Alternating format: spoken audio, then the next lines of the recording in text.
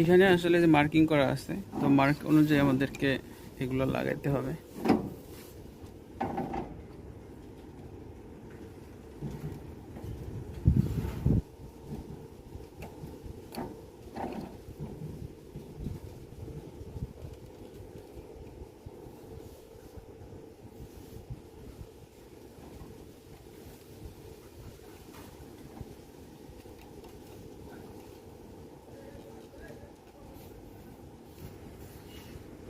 এই পাশে হচ্ছে যে আমাদের সোলার প্যানেল, এই সোলার প্যানেল থেকেই ডিসি কেবলগুলো ইনভার্টারে আসছে, ইনভার্টার থেকে ডিসি থেকে এসিতে কনভার্ট করে আমাদের এলটিতে চলে গেছে।